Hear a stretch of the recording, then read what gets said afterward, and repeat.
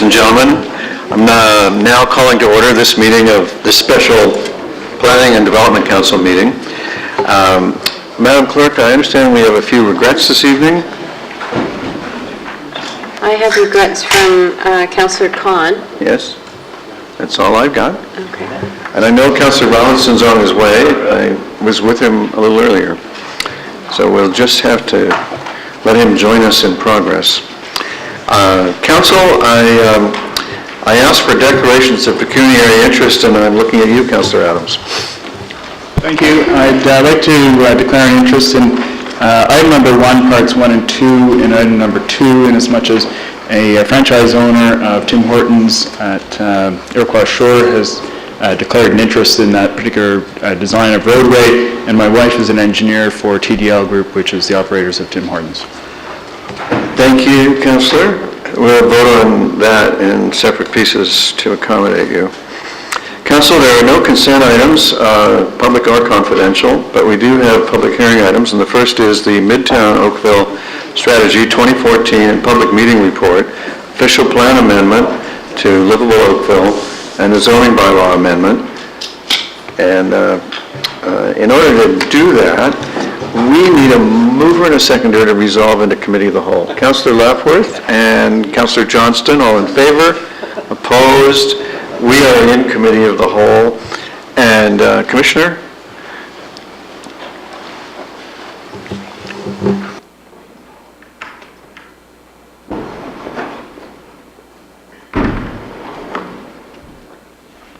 Mayor and members of council, this is very loud. Tonight we have 2 reports on the agenda. Both of them deal with the Midtown reports. And what we wanted to do was present them as a combined presentation to you, both the public meeting report as well as the report of environmental assessment. They were compiled together and they both inform each other.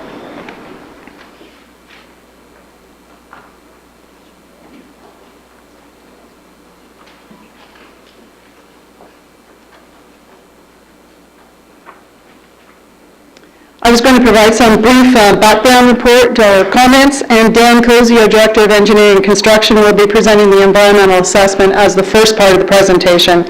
Dan Anderson, the Director of Planning Services, will be presenting the information on the public meeting component for the proposed official plan and zoning amendment, as well as some of the background reports related to the parking and the urban design, and the further elements that need to be evaluated in order to complete the implementation components for the Midtown vision. I was going to close with some closing remarks at the end. In 2009, this council unanimously approved Livable Oakville. It set out a very clear growth management strategy for the town as a whole. The strategy directed growth to 6 growth areas. 3 of the Main Street areas, which accommodated a lower or modest amount of growth, that being the Bronte, Downtown, and Kerr Street areas were identified, as well as 3 primary growth areas, that being Palermo, Uptown, and Midtown. Midtown is to accommodate the majority of growth within the town, reaching its required jobs and residents of 20,000 by the year 2031. Providing for these areas, this area of the town is the best area to accommodate the growth, as it affords the opportunity for us to ensure that we protect our stable residential neighborhoods. In order to accommodate the growth within the town, the growth was directed to these areas, allowing for our stable residential communities, which contribute so much to the character and vitality of the community, to be retained with lower growth levels. These 2 elements of our growth management strategy are intricately linked. The strategies that are outlined in the agenda reports ensure that we can clearly demonstrate that the Midtown vision is achievable, ensuring that this growth management strategy that was set out in Livable Oakville is a defensible plan. There are a number of studies that have been undertaken over the number of years on Midtown. The Places to Grow plan, which was set up by the province in 2006, set out those mandated growth requirements of the 20,000 jobs and residents by 2031. The Big Move identifies a number of transportation improvements, all of which are reflected and anticipated through the EA work that you'll see presented for Mr. Cozy. And the mobility hub work that was done recently by Metrolinx is anticipated in the zoning and urban design works that will be presented by Ms. Anderson. The boundaries of the Midtown are shown in red on this slide here. It is very much now characterized by large parking lots, large commercial uses. There is both occupied and vacant employment lands in the area. And the vision that was adopted by council in our Livable Oakville plan is to see the area transform into very much an urban community. It would be, if you look out into the future, it would be easy to move about by both pedestrians and cyclists and by transit. It's built as a community to accommodate residents that may never need to own a car, which is a long time in the future, but certainly a vision of this plan. It will also allow employees to move in and about, and it will accommodate about 8,000 jobs, furthering the achievement of our economic development objectives. In addition, it will provide for new opportunities for housing types that provides a much more diverse range of housing throughout the town as a whole. So the implementation strategies outlined in the following two presentations will be essential to achieving our vision and the overall growth management objectives of the town. And I thought I'd introduce Dan Cozy, and he'll outline the presentation on the EA.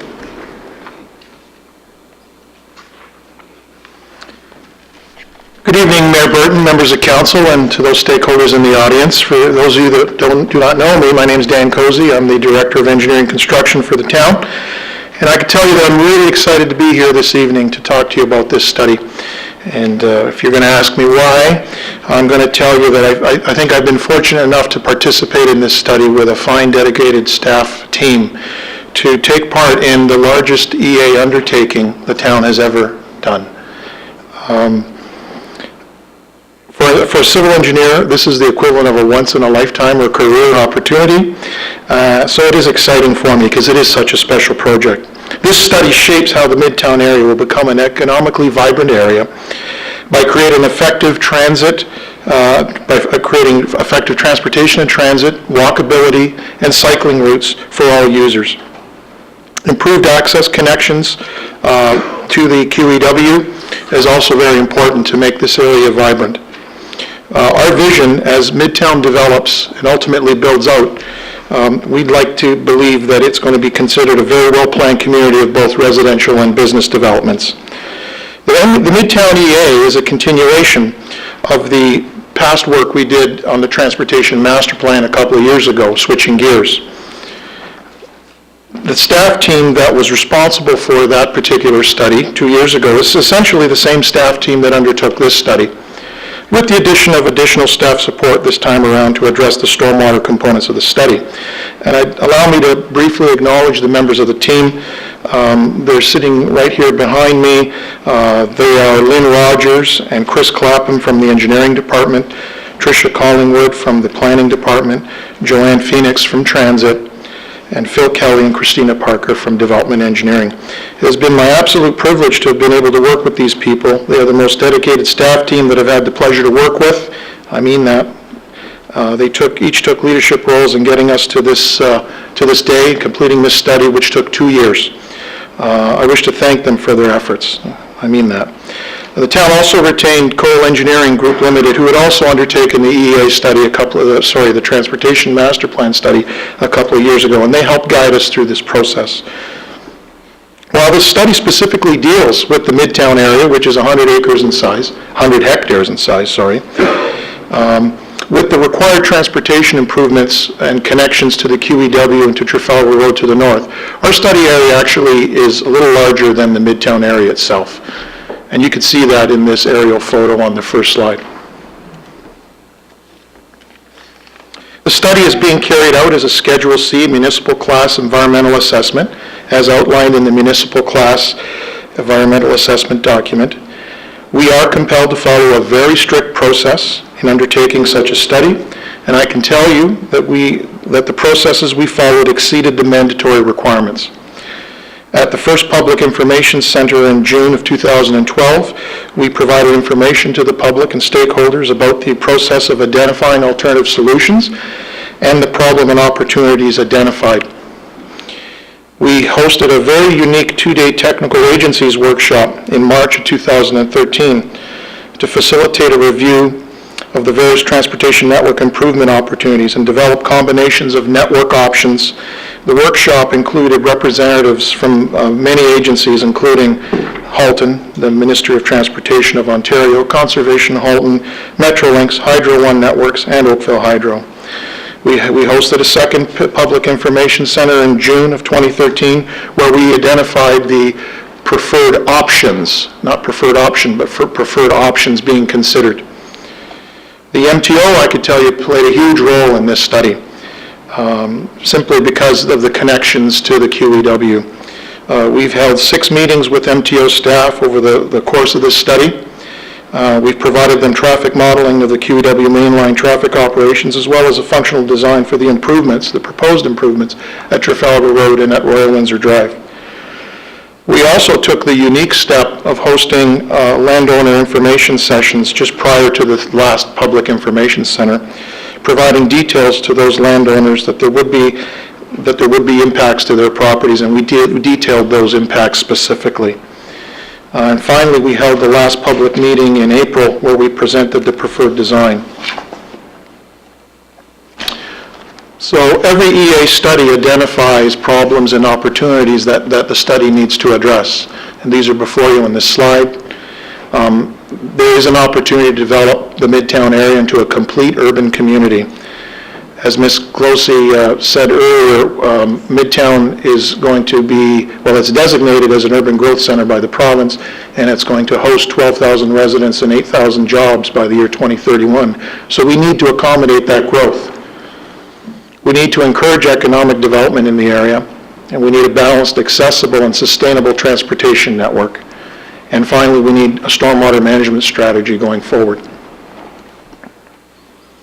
The main priorities of our study were to minimize the number of structures crossing the QEW, and that makes a lot of sense when you think about it, because the structures crossing the QEW are the most expensive components of the infrastructure. We want to provide direct access to and from the QEW into the Midtown, and we want to be practical with our solutions. So just allow me to provide you a quick overview of the active transportation and transit needs in the Midtown. First, we need to provide additional cycling and pedestrian crossings of the QEW, both east and west of Trafalgar Road. We also need to provide improved pedestrian connectivity of Trafalgar Road south of the QEW. We also need to provide improved north-south capacity over the QEW to allow transit buses to go along Trafalgar Road and access the mobility hub after it's expanded east of Trafalgar Road. That's very critical to the recommended plan here. And then the broader transportation network needs. We need to expand or improve capacity on existing corridors, namely Iroquois Shore Road from Trafalgar to 8th Line, 8th Line from the North Service Road to Iroquois Shore Road, and Chartwell Road from the South Service Road to Cornwall Road. We also need to introduce additional north-south capacity. This was identified in the Transportation Master Plan a couple of years ago. So additional capacity over the QEW. We need to provide improved access from the westbound QEW to Royal Windsor Drive, in this area here. We also need to provide improved access from the ramp, the eastbound QEW ramp at Trafalgar Road, and as well at Royal Windsor Drive. We also need to provide improved access and circulation within the Midtown core itself, primarily through a realignment and extension of Cross Avenue through the Midtown, as well as an east-west collector road near the mobility hub. And finally, we need to provide an access from Midtown to the eastbound QEW.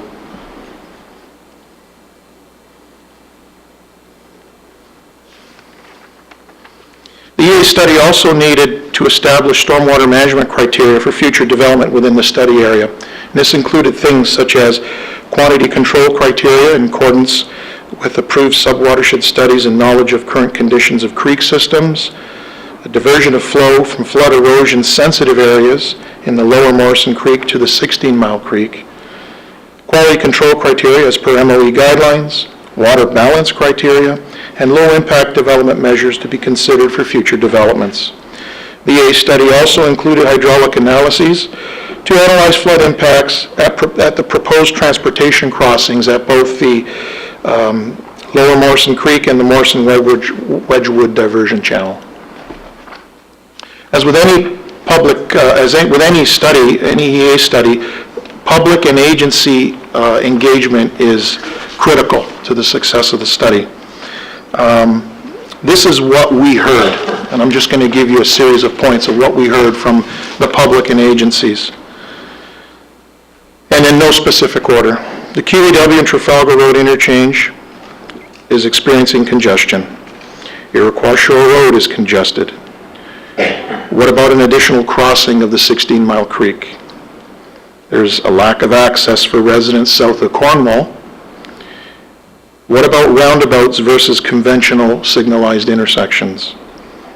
Traffic infiltration into the 8th Line Falgarwood area, noise concerns in the Falgarwood area due to more development, environmental impacts in general, the number of crossings of the QEW, how many crossings are we going to build? Funding, how do we pay for all this? And timing, when is this all going to happen? And we also received a lot of concerns from landowners. Now, I could tell you that given the scale of this study, I mean, we're talking 100 hectares in size, just the Midtown, and the significant transportation infrastructure that's going to be required to support it, we're going to need a lot of property. And I can tell you that overall there's 94 properties impacted. We've classified those into 68 we're calling minor impacts, and by minor we mean that there's a widening along the frontage of the property. So let's take Iroquois Shore Road, for example, which I'll detail in a few minutes. We're going to propose to widen Iroquois Shore Road a little bit on both sides. There's 30 properties there. We're classifying those as minor impacts. And then we've got 26 properties that would be impacted in a major way. And by major, I mean the road is going to be going through the property. Staff took the step, as I said earlier, to meet with to give all the property owners an opportunity to meet with the staff team to review exactly what those property impacts were. And those were conducted over the last couple of months. Our EA study used the following evaluation criteria to assess each and every preferred option so to help us get towards a preferred solution. The criteria included the natural environment, land use and social environment, cultural heritage, the area economy, transportation, and cost and constructability. So now it's time to walk you through the preferred design. So bear with me here. I'll try and use my pointer here as I speak. Excuse me. So the first part of the preferred design, we refer to as combined option number 3. It proposes 3 key features, mainly a north-south corridor over the QEW, a realigned and extended Cross Avenue through the Midtown, and ramp improvements at Trafalgar Road. The new north-south corridor is a multi-use facility that's planned for pedestrians, cyclists, autos, and dedicated transit lanes with transit priority that will assist in getting transit buses to the mobility hub connecting to this east-west collector road to the transit station in this area here. The realigned and extended Cross Avenue will take traffic towards the Royal Windsor Drive area. And at the ramps at Trafalgar Road, we're looking at adding an extra ramp that brings traffic under the Trafalgar Road and connecting directly to Cross Avenue into the Midtown, as well as maintaining the existing off-ramp, which brings you to grade at Trafalgar Road today. At Royal Windsor Drive, There was a previous study done by the town in 1999, and this study has essentially reconfirmed the work of that study and proposing a few additional elements. We are looking at a full interchange at Royal Windsor Drive. It's going to include the existing connection, eastbound QEW to Royal Windsor Drive. It's going to include this added opportunity to ramp over to Cross Avenue and connecting back to the Midtown. The connection across Avenue will go to Royal Windsor Drive and give traffic an opportunity to connect to the QEW eastbound in this direction. There's also an off-ramp, QEW westbound, to Iroquois Shore Road / Royal Windsor Drive, and we're proposing to extend Iroquois Shore Road from 8th line, connecting with Royal Windsor Drive, utilizing and expanding the existing overpass in that direction. This is the existing loop ramp that is there today that you could take using that structure. At Iroquois Shore Road, as I was mentioning earlier, we're looking at a 5-lane cross-section, a symmetric widening on both sides of the road from Trafalgar to 8th line. But it's not all about cars. There's a need to improve pedestrian connectivity. In this slide, what you're seeing are 2 features, and I'm going to talk about a third. It's not really shown here, but I'll explain it in a minute. We all know that the pier was built on the QEW a few short years ago when the MTO improved the QEW, and that was done in anticipation if the town ever wanted to build a pedestrian structure of the QEW. This study's confirmed the location of the pedestrian crossing and actually has outlined the necessary land requirements to get pedestrians up to the structure so they can go over the QEW and then back down to grade. This will provide a great connection for the community in this area to the Midtown. In addition to that, though, we need to do better when it comes to pedestrian access on Trafalgar Road. We've talked about this before on other occasions. This particular proposal here is looking at a separate pedestrian cycling structure immediately east of Trafalgar Road, but it brings you up and over, not just the QEW, it brings you over the on and off ramps, so that pedestrians and cyclists will not have the conflicts of dealing with those vehicles coming on and off the highway. This is a critical link for pedestrians and cyclists to bring them, as you can see, from this area right to the mobility hub. In addition to that, and as I said earlier, it's not so evident here, that ramp under the ramp connection that goes under Trafalgar Road, connecting here, which I mentioned earlier, will actually have a pedestrian facility as well.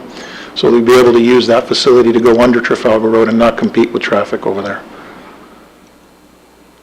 So this is an overall just summary. There's a lot of information there. It shows all the improvements in the area. One other thing I wanted to add was that with this north-south corridor, we see traffic operations along Trafalgar Road improving significantly because you've got 2 choices now, as opposed to the single choice today. And in addition, you have the choice of crossing the QEW using Iroquois Shore Road and connecting to Royal Windsor Drive. You have more options in this scenario. And further about active transportation, so we're showing you specific improvements with regards to the structures. But there's also an active transportation network that already exists. That's identified in blue here. There's proposed pedestrian sidewalks and pathways that will be built in conjunction with the proposed road network. And there's also future pedestrian links shown in the green dash lines that the developers will build as they build the local road network as the Midtown develops. And similarly for cycling. So in summary, the recommendations of the EA study, we're going to achieve improved access to and from the Midtown, and that would include from the QEW to the QEW and along Trafalgar Road. We're going to have improved pedestrian and cycling and transit connections throughout. We're going to have improved access and circulation within the Midtown, and it will support the ability for developers to provide for a local road and grid network. Quickly, I just want to show you some nice digital generated graphics of what some of the key features will look like. So this, you're looking west. And if I could point to you here, this is the proposed Cross Avenue extension, which meets the north-south corridor at grade. And that's the Price Waterhouse Cooper building, wraps around and joins with Trafalgar Road, which is over there. There's the Trafalgar Road overpass. I hope you can see that. So this north-south crossing meets Cross Avenue at grade, brings you to that east-west collector road, which brings you to the transit station in this area here. This road continues northerly, up and over the QEW, and then eventually joins Iroquois Shore Road at grade, and then begins an elevation again up and over the diversion channel and connecting with Trafalgar Road at White Oaks Boulevard. This is the realigned Cross Avenue Trafalgar Road intersection. This is Cross Avenue, and again curves around the Price Waterhouse Cooper building. Here's that ramp from the QEW eastbound that goes under the QEW, under Trafalgar Road, sorry. And here's the existing ramp that takes you to Trafalgar Road at grade. Here's the transit station and the infrastructure we've shown to access the transit station. This spaghetti western here is Royal Windsor Drive interchange. There's a lot to see here. So you're looking west along the QEW. This is the existing structure over the QEW, which brings you to the existing loop ramp to go to QEW westbound. That facility would be widened. This is Royal Windsor Drive, now connecting to Iroquois Shore Road at 8th line and bringing you to Trafalgar Road. This is just coming off the side of the photo here. This is the new off-ramp from QE eastbound to Iroquois Royal Windsor. And this is Cross Avenue and its connection to Royal Windsor and the on-ramp to the QEW eastbound. And this is the button hook, this is the fork, this is the existing off-ramp from the QE east to Royal Windsor, and the hook road which brings you right to Cross Avenue. And quickly, this is Iroquois Shore Road, which is showing a 5-lane cross-section. You notice the bike lanes, and this is roughly at Trafalgar Road, and we're looking easterly. So, getting right near the end here, bear with me. Funding. I want to apologize, the staff report is a typo. The funding, the capital cost estimate of this work is $158.2 million, not what we said in the staff report, my apologies. That includes construction estimates, utilities, land, and contingencies. I can tell you that this work is all growth-driven, and funding is primarily going to be via development charges. It will be constructed over a 20-year plus window, and some of the projects have already been included in the 10-year capital program, and you're saying, well, why? Well, because some of these projects were already identified as part of the transportation master plan of a couple of years ago. So some projects, like sections of Cross Avenue, the Iroquois Shore Road project, and the South Service Road improvements are already in the 10-year capital. However, the vast majority of these projects will need to be programmed into our 20-year capital and included in the DC calculation going forward. And I can also tell you there's a potential for funding partnerships with other levels of government, primarily Halton and Metrolinx, and I see that with regards to the new north-south corridor crossing. That benefits Halton, that takes congestion off of Trafalgar Road. It also helps Metrolinx make transit access to their mobility hub better. And the easterly pedestrian structure improves pedestrian and cycling access to the mobility hub, and I see a potential there as a funding partner with Metrolinx. So next steps, upon approval by council, staff will issue a notice of completion as per the requirements of the EA process. The notice of completion will commence a mandatory 30-day notice period for public review and comment starting June 5. During the review period, if staff are not able to resolve a concern or issue expressed by a stakeholder, the stakeholder has the right to file a Part 2 order request directly to the Minister of the Environment. However, they must file that within the review period. Now, during the review period, if no Part 2 orders are filed, or if any orders submitted are resolved Or, if orders are simply rejected by the minister, the EA study is deemed approved as per the municipal Class EA process, and the town may proceed to implementation of the recommended projects. Implementation. As I said earlier, it's over 20, probably more than 20 years. This is a lot of work to program. And there's significant land acquisitions, and that's not easy to do. And I can tell you that when we are dealing with land acquisitions, it's handled in a couple of ways. If there's an active development on a parcel, they're required to dedicate the widening to the town as per the local service guideline. And anything in excess of the local service policy, the town must acquire at fair market value. Alternatively, if there's no active development going on a particular parcel of land that we need to build a particular road, we would have to acquire it by negotiating with the landowner or expropriating it. But in either case, it's done via fair market value. Land costs, I don't know if I mentioned this earlier, they are DCable, so that's all part of the funding. And once we get close to the project, we need to carry out the detailed engineering design. So these are functional designs. We have to actually carry out the detailed engineering designs on a per project basis for each and every project. And I want to thank you for your time, and I believe Dana's going to come up here now.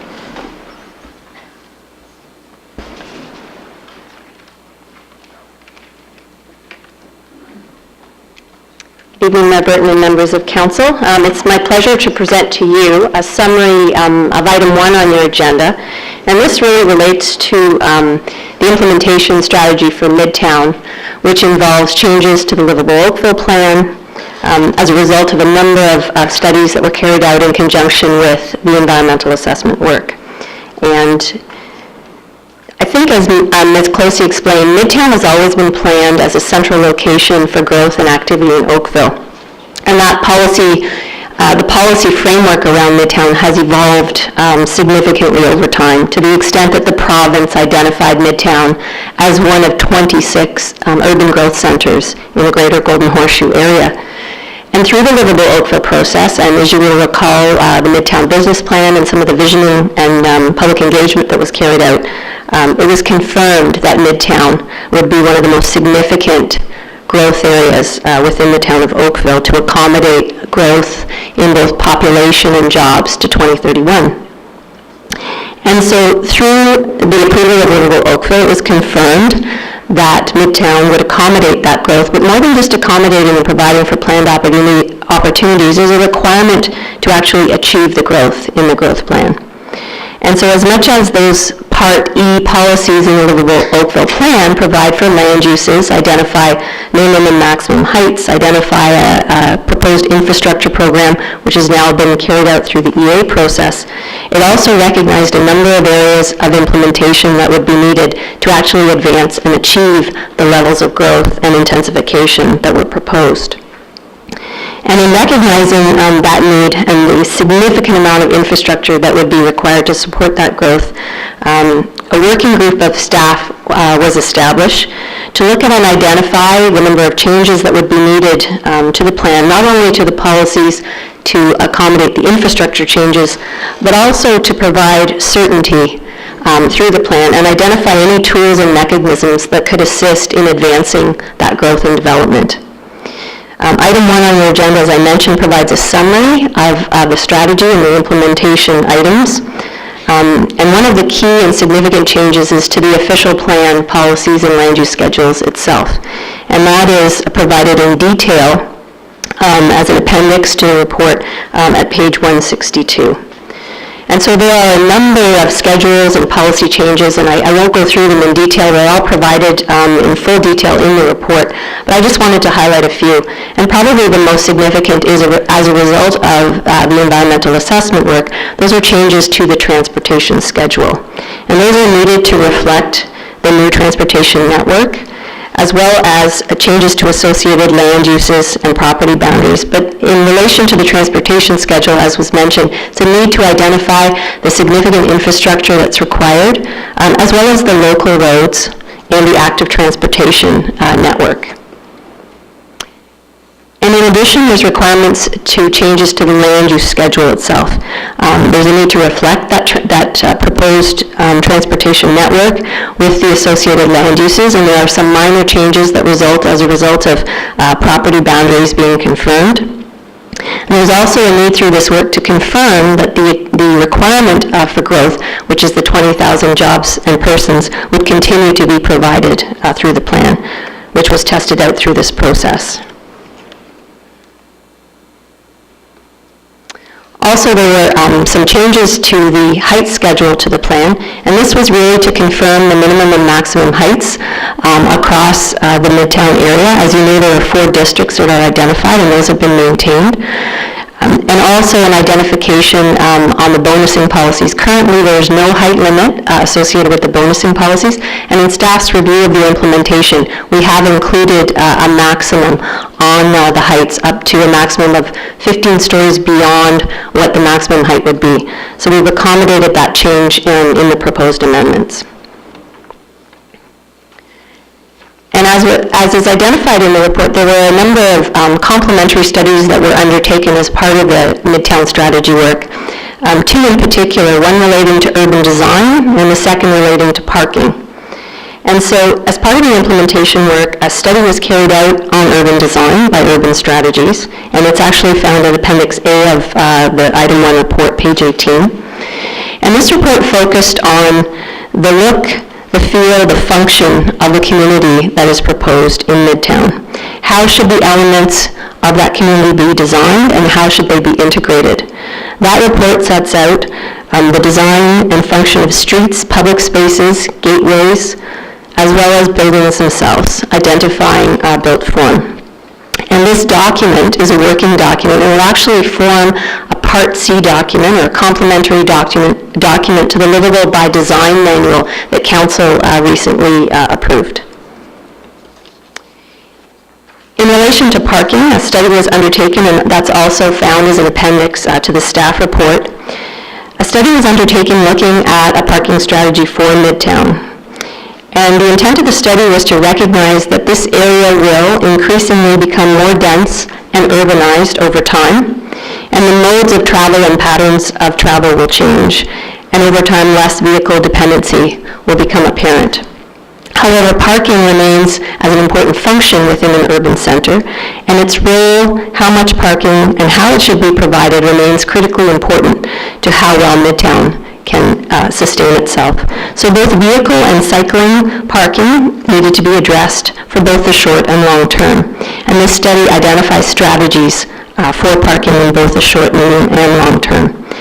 It also ensures that the town, if the town requires investment for these strategies over time, related to municipal parking and other transportation demand management strategies, that they can be identified now. And so for that reason, staff are recommending that we continue to study the strategies outlined in this report to look at ways as to how we can implement some of those strategies.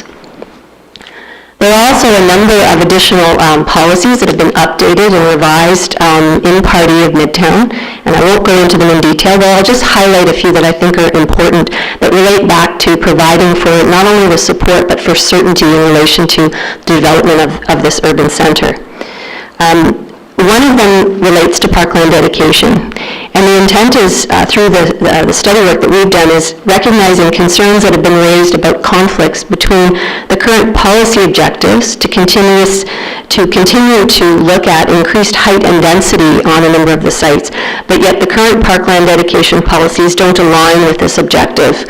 And so we've heard those concerns, we know that there's challenges related to this, and this is an opportunity for staff to look at our parkland dedication policies in the context of the growth that's required in Midtown. As well, there's an opportunity to look at a community improvement plan for Midtown. Council may recall that staff presented a report on community improvement plans and policies and the variety of tools and programs that are available to advance development and redevelopment in particular areas. And staff see an opportunity to provide for incentives and initiatives to advance growth within the Midtown area, whether it's related to brownfield redevelopment in some of the older existing employment areas, or whether it's in fact a program to facilitate property acquisition for various community and town purposes. So we will be looking at bringing back a report on particular programs and initiatives that would be appropriate for the Midtown area. And also, there's a recognition, as Mr. Cozy indicated, of the importance of the local road network. And in terms of local roads, there is a need to secure the local road network, which is not achieved through the EA process. And we've looked at a number of tools and mechanisms to try and ensure that we can obtain the local road network to accommodate the growth and development as it's planned for and designed for in Midtown.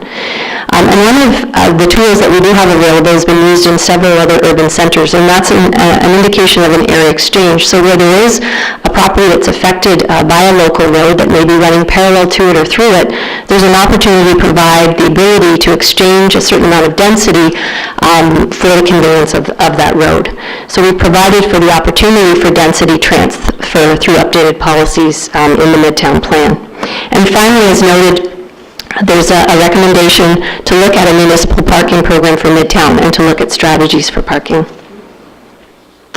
In relation to the zoning for Midtown, as you recall, with the approval of bylaw 2014-14, which is the resulting bylaw from the in-zone process, the area of Midtown was essentially shown as an existing development area to be further studied and implemented through this process of the Midtown strategy. And so as a result of this work, we provided for the implementing zoning, which does provide for pre-zoned lands to, again, facilitate and advance that growth. But recognizing that each of these sites, we need to ensure that there's appropriate capacity in terms of servicing, and also an opportunity, again, to secure the local road network. So we've used the tools available to us through the Planning Act in relation to holding provisions to advance, again, the accommodation of growth, but ensuring control over the development direction and capacity. And a copy of all the details of the zoning bylaw amendment are also found as an appendix to the staff report.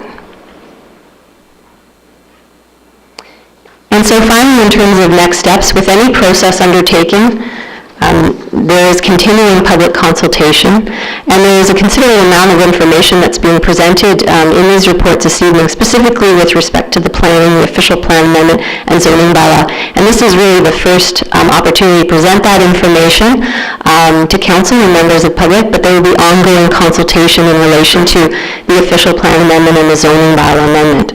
And so we have scheduled an open house for the purposes of providing, again, that information with staff available to hear comments, answer questions, and also we'll be scheduling a number of meetings with stakeholders, residents associations, and landowners in the area to specifically look at the official plan amendment and zoning bylaw amendment and how it would impact or affect their properties in the area. And as Mr. Cozy noted, there's a number of next steps related to the environmental assessment process, and those are outlined in these dates. And so with that, I'll pass it back to Commissioner Closey, who I believe has some concluding remarks. Mayor, members of council, I have just a few remarks. So staff recognize that the vision that's set out in the Oakville plan certainly is a significant change from what is currently in place today in Midtown, and will have a significant impact on the landowners within that area. As a result, as Dan Cozy had set out, there was an extensive consultation program on the EA that's been well over 2 years in place, and we put in lots of strategies in order to get as much input as we could through that process. And as he outlined, through the 30-day notice period, there's an opportunity to continue to resolve those issues. In addition, on the planning documents, there is the public meeting set up in order to understand and get the comments from the public on those planning documents that are the last piece of the overall strategy. So with the approval of the strategies that we hope tonight from council, it will complete the additional studies as well as the few that Ms. Anderson has identified. It will in essence set the table for what we can do in Midtown. So it presents a feasible, defensible option for us to enable and demonstrate that the growth management strategies and the vision of Oakville can actually be achieved through this plan. So with that, I ask if there is any questions. You have a group of staff here who are more than happy to answer your questions, Council. Councillor Demoff has a question, I believe. Pardon? Just said I'm sure I'm not the only one. You're the first I saw, and I've seen Councillor Okay. Giddings, and I'll look for more. Thank you all for all the effort that's gone into this, and the, I mean, it's obvious in what's been presented to us. So thank you to everyone who's been involved in bringing this.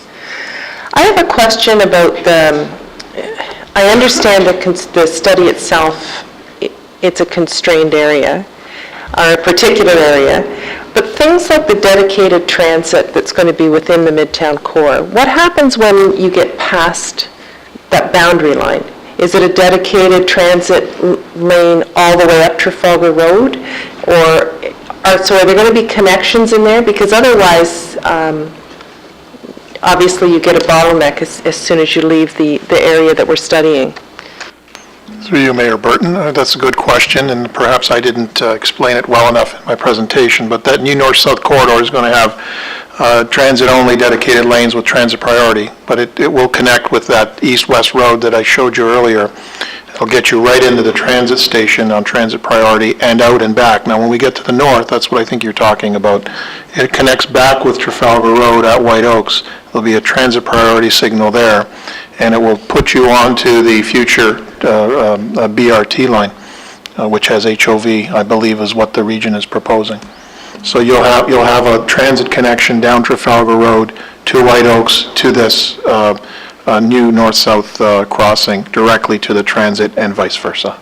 So in a similar vein, and this was something that came up at the public information meetings as well, was crossing the creek in Spears Road, which again, I know the study ended at the creek, but cycling facilities that cross the creek in order to get to the GO train station. So if you live in the Kerr Village area, if you live anywhere west of the creek, in order to get to this new transit hub, you're still got the same constraints. And I know there's bike lanes planned at some point in the future on Spears Road.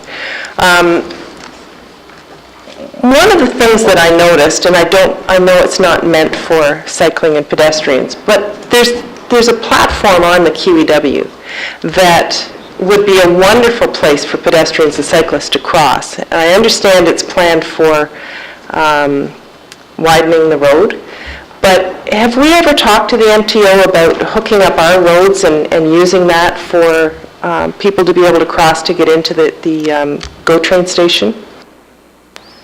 Through you, Mayor Burton, yes, and the answer was no. I want to just take you back to the Transportation Master Plan of a couple of years ago. One of the deficiencies that was addressed or that was raised in the Transportation Master Plan, at the screen line of 60 Mile Creek, there was a capacity deficiency east-west, but the MTO had overbuilt the structure, and the recommendation from the TMP, or switching gears, was looking towards an additional capacity along the QEW to meet that capacity restriction, as opposed to building a separate structure over the 60 Mile Creek connecting the North Service Road to the North Service Road. So that particular, those piers have been overbuilt. It's all on MTO property. They plan to use it for a future widening of the QEW when they see the need. Okay. Where do we have cycle tracks in the where we're adding bike lanes? I'm just wondering where in the plan we have cycle tracks.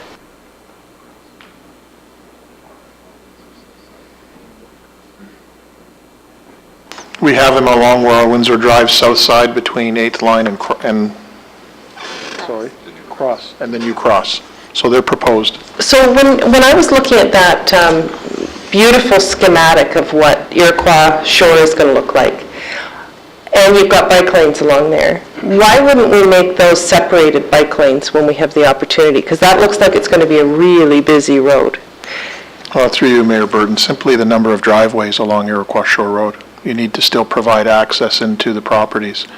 And there's a number of driveways over there that would make cycle tracks impractical. But they did it on Laurier Avenue in Ottawa.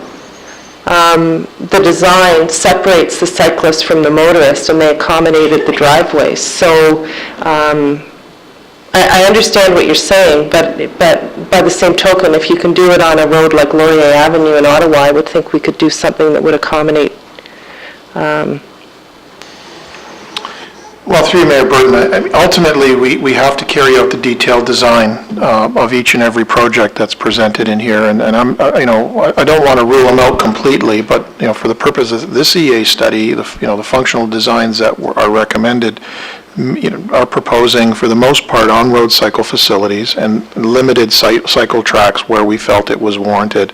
There is a lot of properties with, with short distances between driveways along Iroquois Shore Road. To have gaps in the cycle track, it's almost, you can almost question whether or not it's the best way to go. I mean, we are providing on dedicated cycle facilities along there. But I mean, it's something we can keep in mind as we move towards designing it, but I'm not so sure Iroquois Shore Road, to be honest, is the right application in that area. Don't get me wrong, I like the fact that there's bike lanes on there. When someone, actually, I'll stick with the cycling stuff just for a minute. Dana, in your presentation, in the section about bike parking and shower facilities and for new developments, but there's an exemption in there when it's under a certain size when someone is renovating, which I don't disagree with at all. But in terms of providing bike parking, could we not still require them to provide bike parking, but it doesn't have to be the covered, secure bike parking?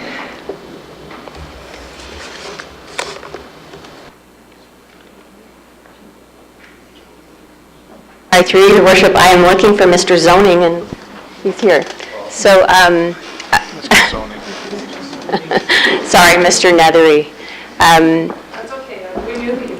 So my understanding with the implementing zoning is that there are minimum parking, bicycle parking requirements in terms of an identified area. The actual location of that would be something that would be addressed through the site plan. But in terms of the actual number of spaces, that is provided for in the zoning. So the exemption is only for what then? Because there's an exemption in here that there's a certain number of bike parking that has to be provided unless it's under a certain size. So is it still required then? Your Worship, if you can give me 30 seconds just to consult the document I left at my chair. I'll move on to something else. What happens to people who want to renovate when they're, once we've passed this, and some of this stuff is going to be 20 years out? So if you've got, for example, on Iroquois Shore, where you've got buildings that are there, what happens to their requirements in terms of things like parking in their site area? Are you looking at it with a view 20 years forward, or are they being considered with what's there now? So during the Livable Oakville process, there was an identification that Midtown would not redevelop overnight, and that it would be a significant long-term evolution. There are policies in the plan that do recognize a number of the existing uses, especially a number of the existing larger commercial uses that have long-term leases. There's an identification that they will have needs to renovate, and in some cases have minor expansions. So that's recognized both in the plan itself and the policies and in the implementing zoning. And so as existing legal uses, they have rights to continue those uses and provide for those uses within the current plan. Part of the implementation, though, is to, at some point in time, move away from that and start to identify where we want to go in terms of the revised built form, the height, and the various requirements. So it is very much part of recognizing some of the importance of those uses today and their need to continue for a certain period of time, but also, again, trying to advance the redevelopment of those sites over time. And some of these letters that we've got where they've raised specific concerns, would I assume that you're going to be following up with them individually, or how are these being dealt with? Because I haven't had a chance to read them all in detail because we just got them tonight. So in terms of the official plan amendment and zoning bylaw amendment, it is our intention to have a series of meetings with the stakeholders, similar to the meetings that we had with the Livable Oakville plan. So based on those that have been identified and some of the other major landowners, there is we will be meeting with those groups to address those concerns. And so their concerns can still be addressed still be addressed after tonight? In relation to the implementing documents, yes. In relation to the EA, I think Mr. Cozy can confirm that there is a separate process related to land acquisition.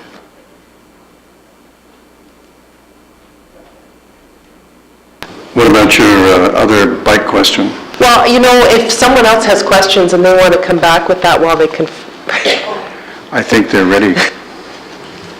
Through you, Mr. Mayor, a little bit of consultation. So the way the zoning would work is the bike parking is established as a minimum.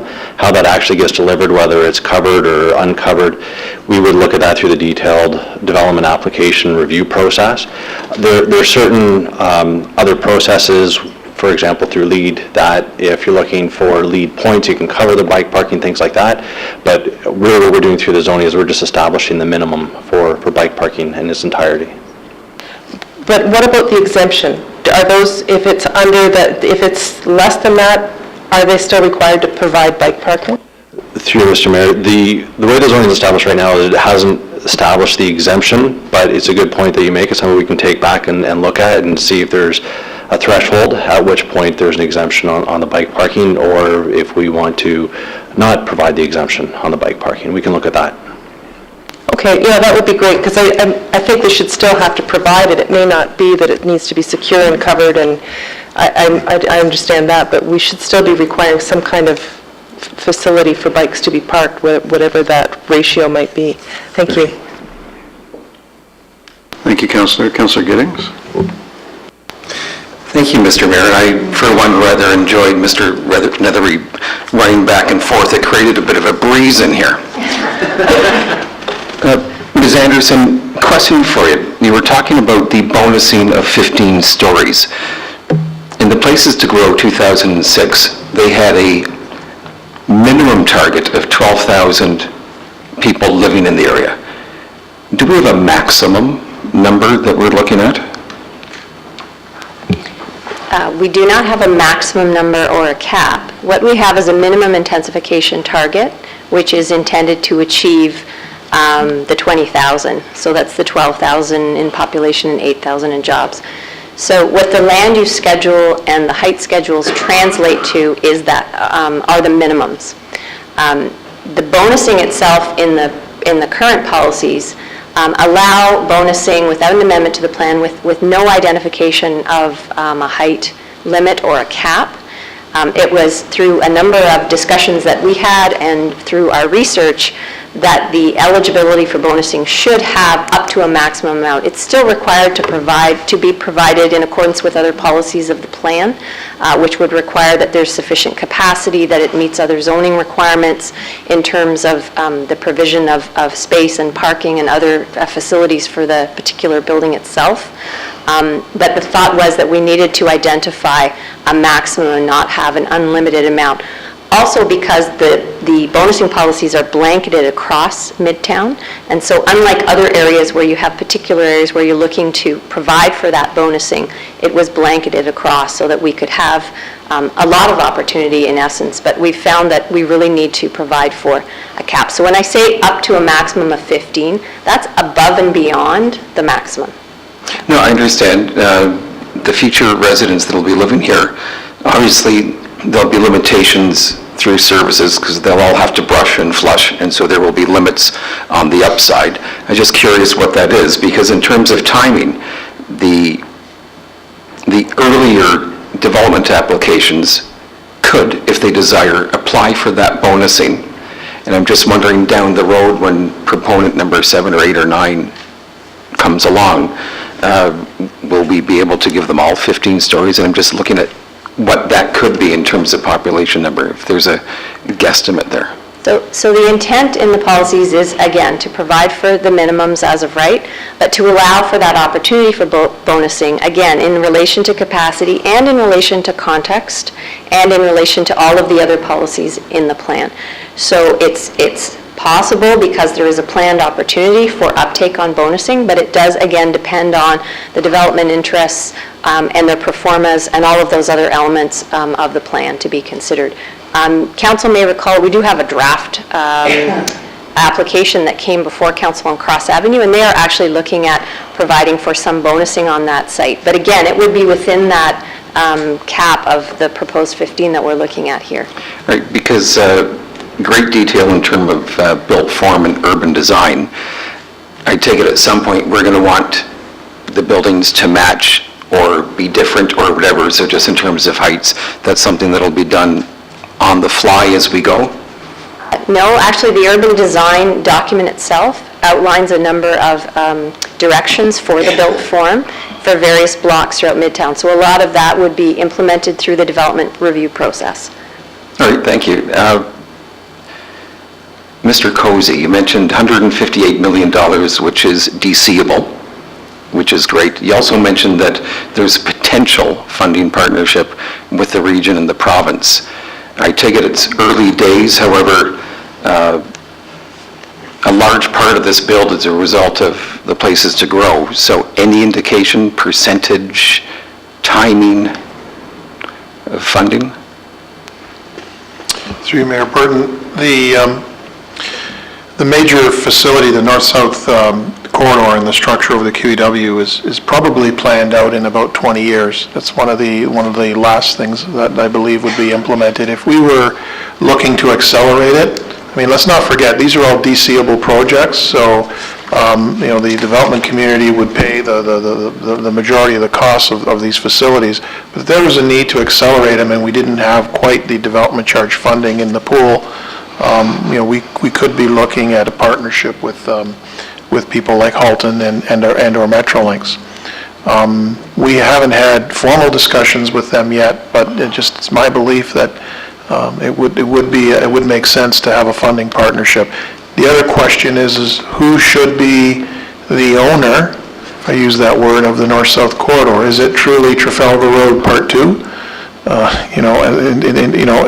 Should the region take jurisdiction? I mean, at the end of the day, it's still an Oakville taxpayer, but we have to look at, the jurisdiction of that facility, who should own it, and if there's a way to accelerate it without affecting the taxpayer, it would be via a partnership with someone like Metrolinx or Halton.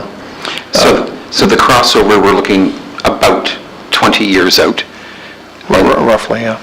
And the Trafalgar work with the underpass and so on? That's sooner. The Trafalgar Road work, I believe, is already, part of it's already included in the latter stages of the current 10-year forecast. All right, thank you. So, Ms. Anderson, back to you in terms of the timing of the building for the new Oakvillians that will be coming. I know it depends on when when the proponents come forward. Any ballpark in terms of time frame? I take it would be less than the 20 years. Sorry, if you could just repeat the... Just in terms of when we could expect shovels in the ground along Cross Avenue with some of the condo projects. So we have a number of applications, as you know, that were set out in the report now that have actually received approval but haven't been undertaken. I think the Lions Lane development is one of those. And we have active applications currently. Some of the other issues that we've dealt with that we've identified in the report are related to the certainty, and that certainly relates to parkland. And while it's not the sole reason why some of these developments haven't proceeded, it is one of the challenges that is faced that we have identified that we would like to review. Many other municipalities are addressing this, and I believe the province in its review of the Development Charges Act raised this issue in terms of a conflict between the policy objectives for high density and the approach to parkland dedication. So that's certainly one of the issues that we'd be addressing. And in terms of timing, again, probably related to the provision of infrastructure, the performance of those individual developers, and a number of other implementation matters coming forward. So that we may see some development. I would suspect more on the office and employment side in the shorter term than we would on the residential. All right, you mentioned parks and parkland dedication. One of the charts shows the one potential location for a future community park facing Cross Avenue. And so that is potential, or could be some of the use of those funds? Certainly in terms of the parkland dedication funds, as well as over and above that, any funds that would be received through bonusing could go towards community uses, including enhancements to park space above and beyond what we would otherwise achieve through parkland dedication. And I take it schools will not be part of this landmass? We did reconfirm with the school board, and at this stage, they have not provided an indication for needs for schools in the area. All right, thank you. Mr. Cozy, sorry to have you be going up and down there.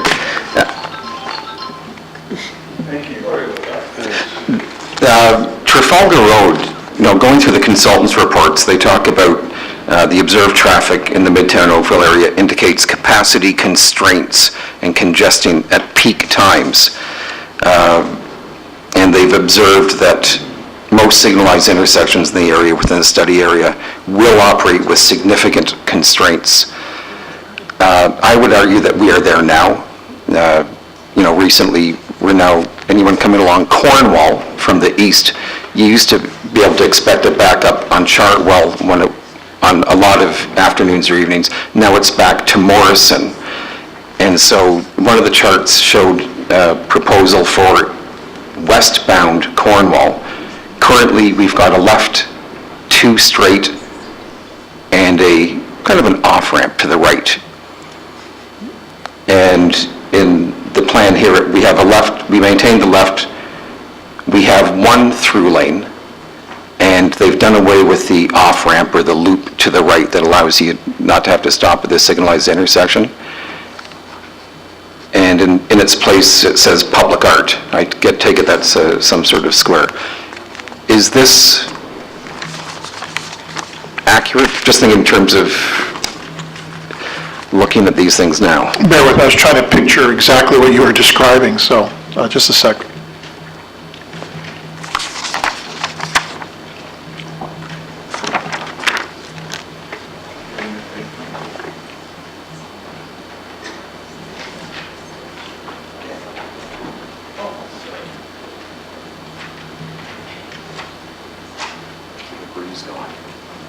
Yeah.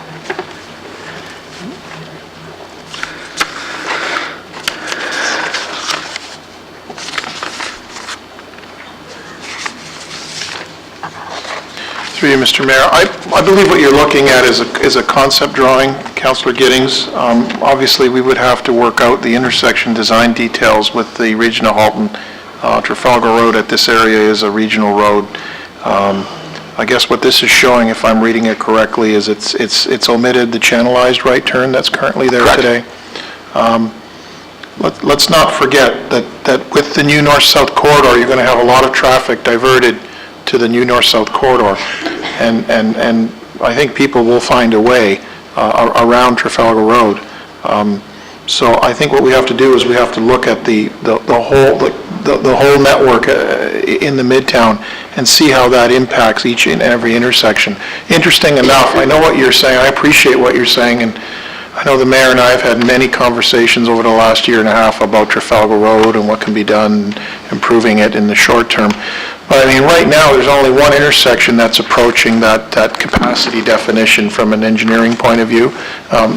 They are not the best of intersections, but they have not totally broken down. So I believe the worst intersection we have in that area is that Cross Avenue in Trafalgar. No, I agree. And that one will be one of the first intersections that's improved, because Cross Avenue, the realignment from roughly Lyons Lane to around the Price Waterhouse, if you can picture that drawing I was referring to earlier. No, I appreciate that would be the first intersection redesigned in about 5 to 6 years. All right, I share your excitement that you prefaced your comments with in terms of this is a once in a career opportunity. I share the same excitement. The details are somewhat daunting moving forward, which is why all my questions in terms of timing, ideally it would be nice to have flyovers first and capacity increased, because it really is at capacity or beyond now. Thanks, Mr. Mayor. I'll let someone else jump in. Thank you, Councillor Giddings. Councillor Graham? Thank you. This kind of actually plays off of a subject that Councillor DeMoff brought up, and perhaps in my fevered brain, I'm having problems grasping what you'd mentioned, but, and this is Mr. Cozy, sorry. On page 54 or 38 of the report itself, 325, you mentioned a pedestrian crossing to 16 Mile Creek. Now, somehow when I was making notes, I saw that as a cross for pedestrian and bicycles over 16 Mile Creek. As you may be aware, several times we've spoken in the past about the pillar on the QEW, I've mentioned that a lot of what we hear from the northern communities is that people would like a crossing of 60 Mile Creek along North Service Road, from North Service at 6th Line to North Service Kerr area for pedestrians and cyclists as well. Now I hear from what your response was, I believe that MTO and the town has no interest in crossing 16 Mile Creek for pedestrians or cyclists. And I guess my question is, did I read that wrong then? Through you, Mr. Mayor, I don't think you read it wrong. It's just that the MTO has complete jurisdiction as to what it's going to do along its right-of-way, the provincial highway. We can't advise the MTO that they need to put a cycling route on their facility. And I don't think they would allow that on a provincial highway. So the crossing that we've recommended in the EA study is that north-south crossing, which will connect to the North Service Road and make your way across Avenue that has cycling lanes on it and get you to, east and west of that area. But it's still not north of the QEW. I think specifically people were getting to, say, I guess the new Canadian Tire that's along there or some of the shops. By bicycle or by pedestrian route.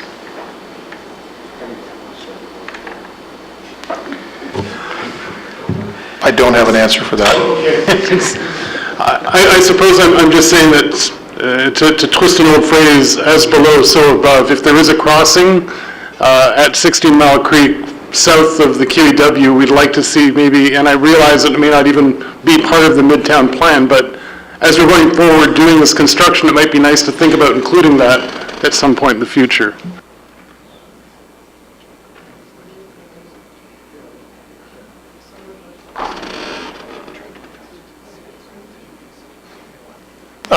I was just sorry for that. I was just chatting with Chris. There are issues with the floodplain on 16 Mile Creek north of the QEW, which is very restrictive in terms of what we can do to cross it. So, for lack of a better word, it is what it is. No worries. We'll keep at it later on then. Thanks very much. Thank you. Thank you, Councillor Grant. Councillor Byrd. Yeah, I'm a little bit concerned primarily because I don't think council has had the ability to deal with, over the years, Section 37 and arguing for density. It's normally been the other side. We have very little experience in density transfer and what it's going to have to do in order to make this to happen. But I want to pick up on the argument, well, that they won't need cars, and this, I'm almost visualizing something that's almost hermetically sealed, and that it'll be a wonderful asset for everyone and very little downside. But when I get concerned when you say there's no plans here for schools, or I would assume then there's no plans for place of worships and the other sort of infrastructure other than a job and a place to live that's in the rest of the town. Those sort of services, where are they going to come from other than from like at the closest school here now is a long way away. And you're not going to have school-age children live here? I mean, why would this be so much different than what we're familiar with? So through your worship to Councillor Byrd, at this point in time, the school board's indication is that they have not provided for accommodation for schools in this particular location. And that's based on their analysis of demographics of the number of individuals that would have, or the number or the yields of pupils based on the form of development that's proposed. That's not to say that there won't be students that will need to be accommodated in schools. We are providing in the plan an opportunity in both the plan and the zoning to provide for those facilities. The community uses in Livable Oakville plan are permitted in all designations. Right. save and accept the industrial and our natural areas. So there's no question that if the need for the school comes forward through the process whereby the school boards are evaluating that as growth continues to evolve in the area, there is an opportunity to provide for that. In terms of other community facilities, such as our own or in relation to places of worship, there are opportunities in both the land use policies and the zoning bylaw to provide for those uses. And those would come forward with the redevelopment of the area. In fact, there are a number of those uses, my understanding, is in the area at this time. So those would... Wouldn't it be, once you put a density or zoning on the land that really predicates pretty expensive property, wouldn't it be very difficult for, let's say, a place of worship to actually complete with a high-rise building or an 8 or 10-story office building for having that? How do we get those sort of low-use or low-tech facilities that we're familiar with throughout the community to be made available here, so they don't need a car, you're saying? No, so through your worship, all of those uses are accommodated on the ground floor and in other forms of development through the mixed use. That opportunity exists in all of the areas where land uses are competing for space, whether it's Midtown or Kerr or Bronte or Palermo. The need for those community services is identified and provided for and the opportunities in the plan. The question of whether or not we're saying there's no need for a car, I don't believe that's what we're saying. We're indicating that the form of development that will evolve over the long term, we're talking 20 to 30 to 40 years out, will result in a dense form whereby dependence upon individual vehicles will decrease significantly. That's the direction and the vision for the type of growth to be accommodated. Understood, and this is where, as I say, I can only speak, I guess, for myself, lack of experience in dealing with bonusing to encourage density or a building form in most places that most people aren't too enamored in the, what we would call now is the established residential area. And yet those skill set that to negotiate, I guess, land with developer for other facilities like schools and churches and all that, that's where the Section 37 skills kick in? Through your worship, some of the Section 37 benefits will and are identified for community uses, so they could include accommodation for those services if they're not otherwise provided. Thank you. Councillor Elgar. Thank you. I just wonder if, could you expand on the comment industrial in our natural areas? I think that's what I just heard, that you can have industrial in natural areas. Can you expand on that? No, I'm sorry. I think I indicated that in the Livable Oakville Plan, community uses are permitted in all land use designations in accordance with policies, except industrial designated lands and natural designated lands. I appreciate the clarification. Another question, you're saying 94 properties are impacted. That's the total number that are impacted in this project? That's correct. How many are minor and how many are major? Like the correspondence we have, people are concerned they won't be able to do anything in their current footprint because there could be a freeze in their area. So how are we going to work through that? Well, to answer your first question, the way we've classified it, of the 90-odd properties, it's roughly 60 are minor, and 68 I think were minor, and 26 were major. And the way we were defining minor, the best example is the widening of Iroquois Shore Road. There's an extra lane being added to Iroquois Shore Road. It's a symmetrical widening on both sides of the road. So you're probably looking at a 2-meter taking, roughly, on both sides of the road. We're considering that as a minor taking.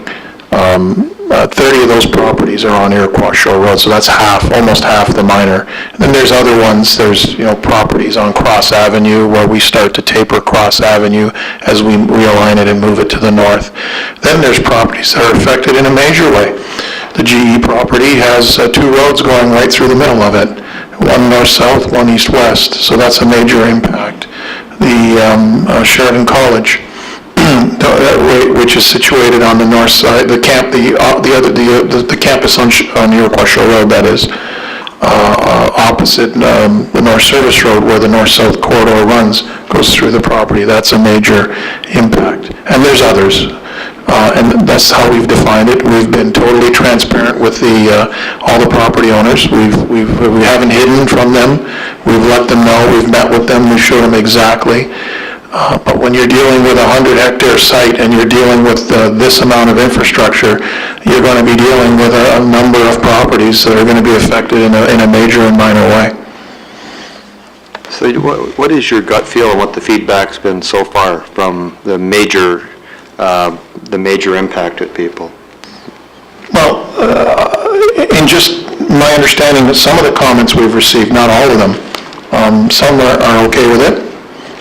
They know they're going to end up selling their property, and some are not. I mean, that's all part of this, and the EA provides the town need and justification to acquire those lands. So when the day comes to acquire it, we have the authority to expropriate it, but we have to deal with them in a fair way, and we have to deal with market value when we purchase the property, and there's other things that can be included in those negotiations, like business loss.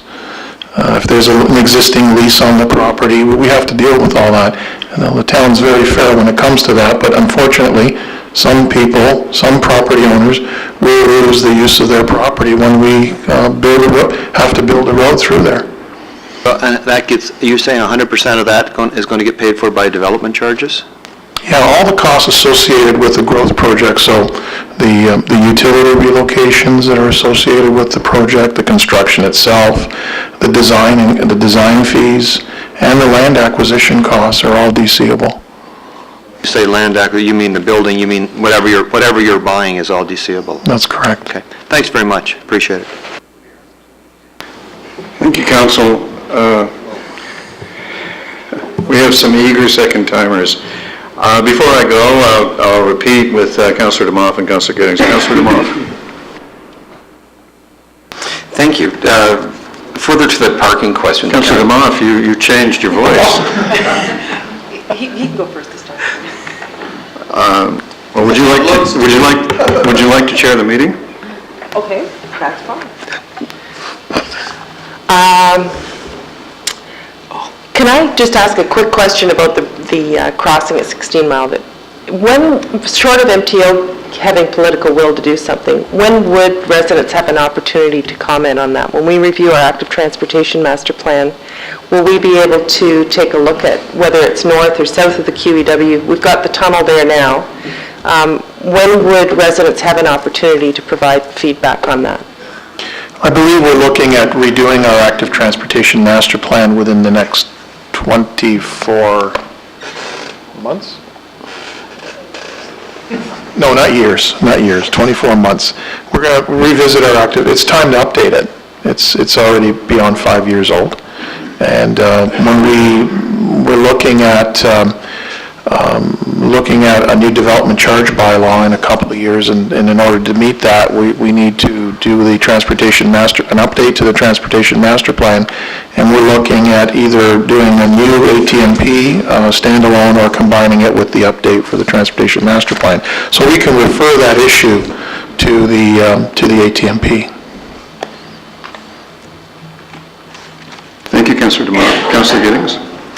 Thank you. Further to what Councillor Burke was talking about parking, it mentions here that the long-term share target should be 20 to 25% in terms of transit users. After the meeting we had last night, where we had 2 hours of delegations from the downtown BIA, and looking at the consultant's report, they're talking about typically 3 spaces per 100 square meters or lower. That could be 3 staffers. And I'm just wondering, after what we went through last night in terms of setting retailers and businesses up, not to just survive, but to stay in business and to thrive, is this the type of plan that will allow that? I know that most of the business, or a lot of the business, will come from those 12,000-ish people that will be living there. But it talks about being a regional attraction as well. I'm just concerned It's great that we're cutting down on parking and using active transportation. I'm just concerned about the retailers. Just through your worship to Councillor Giddings, I'm apprised of the discussion last night, but having not been here, I don't know all the details. But I can tell you that through the parking study that was undertaking, it's clear that there is a need for the town to look at a parking strategy for this area for that exact reason, for the certainty around how the parking will be provided, where it will be provided, and a number of those strategies that are identified, whether it's a cash in lieu policy, a municipal provision of parking garages, various partnership opportunities, all of that needs to be addressed to ensure if we're making that investment to provide for those uses in the long term, that it's identified now. So certainly that's the intent, to identify what we will need to accommodate businesses and the residents in that area in relation to parking in the future. All right, then, Commissioner and staff,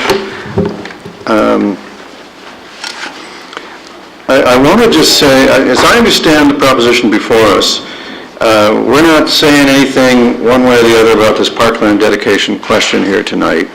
You're just going to study on it.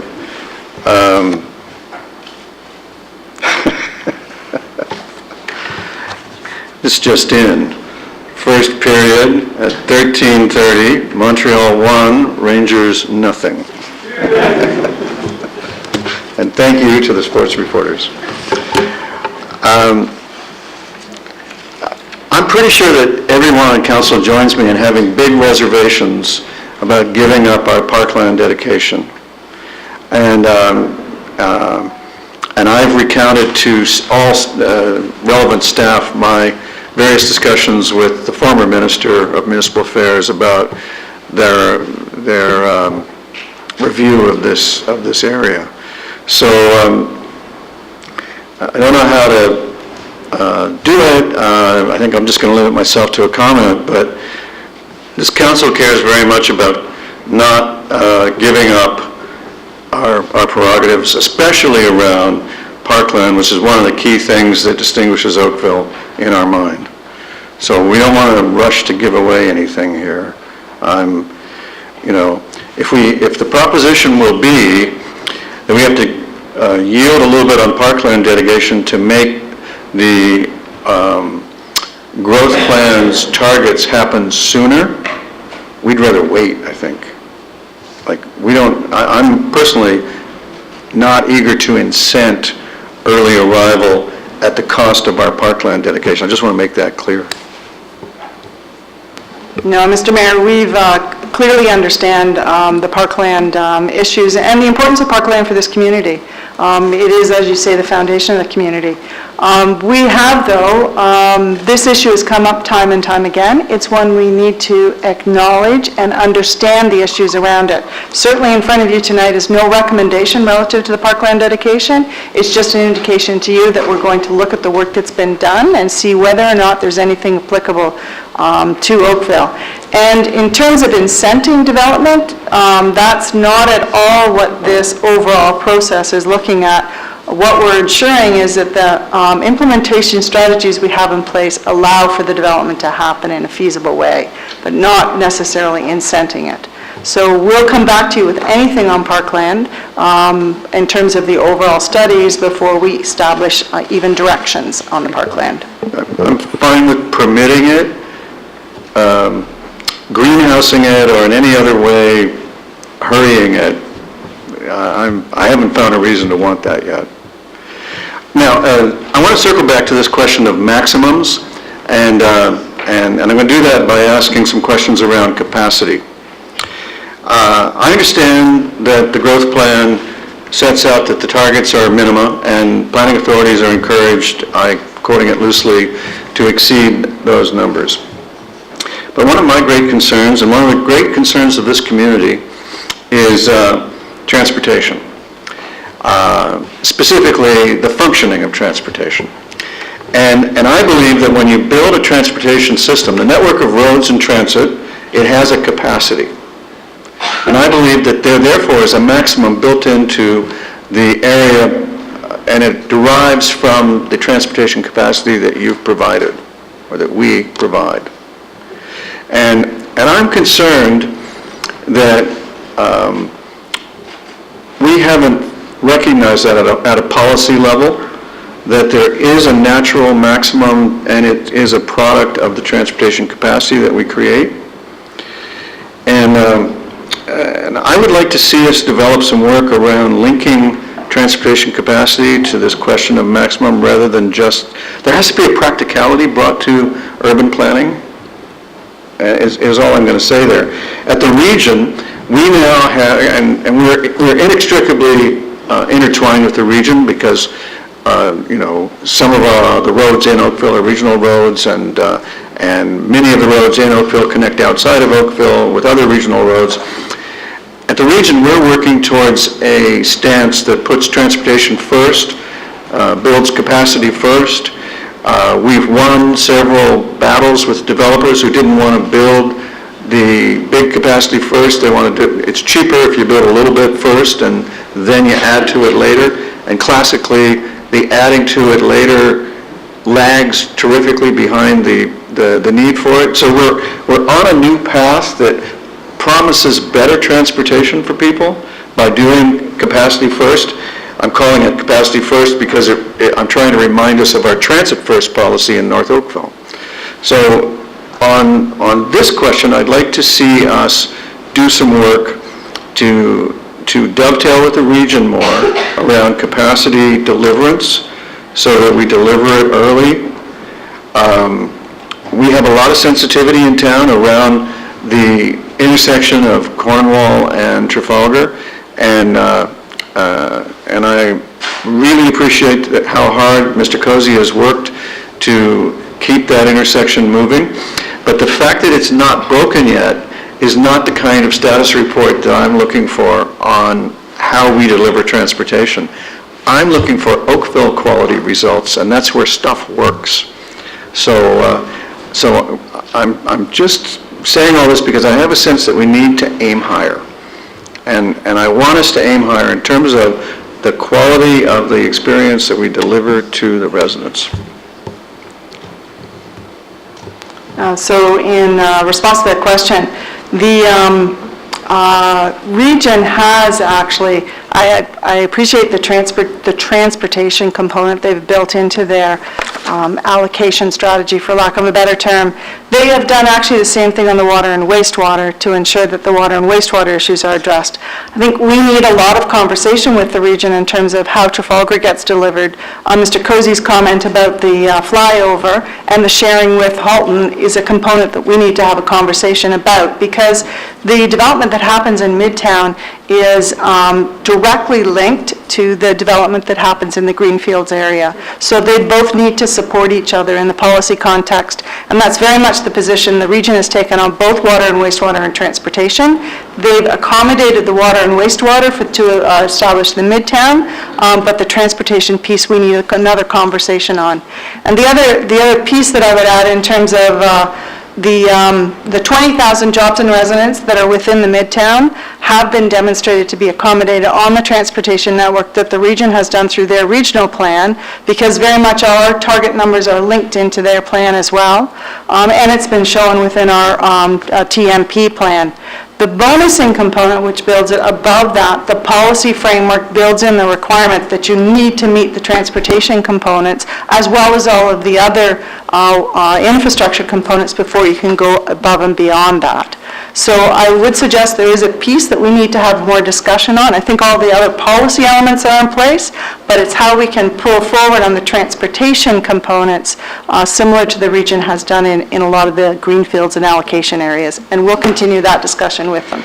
Okay, so one final question. Are we and will we link or develop ways to link allocation and planning approvals to upfronting and delivering the capacity on the infrastructure that we're looking for here? Because that's been the big advance that we've achieved at the regional level, to the point where this is a really crucial financial question in addition to the livability question. I'm really concerned about the livability, but the financial side is no less important. It's about who pays for growth. So when I hear talk about partnering with other government agencies, i.e. tax-funded sources, to deliver a piece of infrastructure that in my mind ought to be a precondition for the developer to go ahead, thus motivating the developer to help pay for it, right? I'm concerned that we haven't fully explored our ability to make the real beneficiaries of growth, those who profit from it, pay for infrastructure. And when I hear that the city of Markham is extracting $7,800 a home approximately as voluntary contributions to an arena, the NHL arena, I go, why can't we get voluntary contributions for these flyovers as opposed to looking for tax-funded partnerships? So my question boils down to, are we making sure that we're looking after the taxpayers' livability and basically their taxes, their finances? So through you, Mr. Mayor, or to you, Mr. Mayor, the partnership with the region would look to their DCs to accommodate the growth projects with the flyover. It is a DC, it's a growth project. It's very much linked into their requirements to provide for their overall intensification. So in our opinion, there is a direct link to the region and their DCs. So in effect, we're not looking at the taxpayer in order to accommodate those elements. So I think that's well in hand and looked after from the taxpayer's perspective. The other element that I think you're looking at is how can you advance the roads through some of the allocation programs that has happened in the greenfields. It has happened in the greenfields. It has not had the same ability to do that within the Midtown area. And as I indicated, it is something they did on the water and wastewater at the regional level because they have the ability through an allocation program which is not available to the town. But I think we probably need to have some discussion with them on whether or not there's a transportation component similar to the water and wastewater that would be brought forward that supports the intensification as the greenfields move out, because you can't support the growth in the greenfields until you've accommodated your intensification within those areas, and so you need to provide the infrastructure for the intensification areas. So it's a discussion we still need to have as we move forward. Thank you for that. I take it I can safely assume that you're using every available tool and exploring new ones. Thank you. Are there members of do we have registered delegations first? Then before I pull the audience, Madam Clerk, would you call the registered delegations?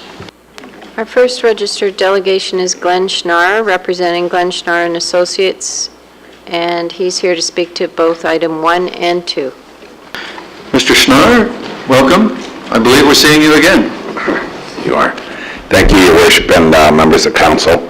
My name is Glenn Schnarr. I'm with the firm of Glenn Schnarr and Associates. We're planning and land development consultants, and here tonight representing Algonquin Power and Utilities Corporation, who are the new owners of the 6-story multi-tenant building at 354 Davis Road, which has been referred to several times tonight, quite appropriately, as the PwC building. Also with me tonight is Linda Bristow, who is the Chief Legal Counsel and Corporate Secretary for Algonquin and Power Utilities Corporation. My comments are brief, but before I proceed, I should say that I'd, on behalf of Algonquin and myself, like to thank staff for a very thorough, comprehensive, and credible presentation and process. This is a very, very big project. This was acknowledged by the staff, and it has been a very thorough process, and we're pleased to have the opportunity to participate in the process. Just a bit of background about Algonquin Power. They may be actually one of the largest corporations in Oakville that you really just don't know about. They're a renewable energy and utilities business, and they've been resident in Oakville since 2001, having moved at that time from the city of Mississauga. Their office is located offices. They're located in 4 buildings on Bristol Road.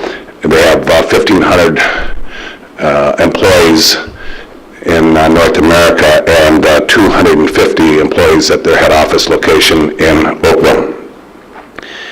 Algonquin recently purchased the property at 354 Davis Drive and undertook standard extensive due diligence leading up to the property's closing on January the 3rd, 2014.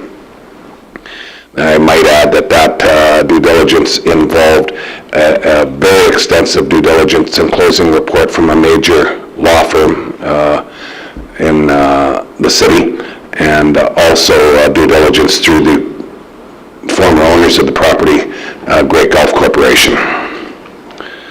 In early March, Algonquin received their first notice related to the Midtown Oakville Class EA study.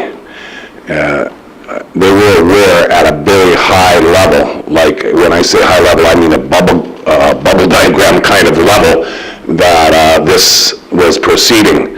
They bought the property, and then they closed the property in January and got notice that there's proposed severe impacts to their property, and they're obviously very concerned after having made what you might expect is a very sizable investment on the property.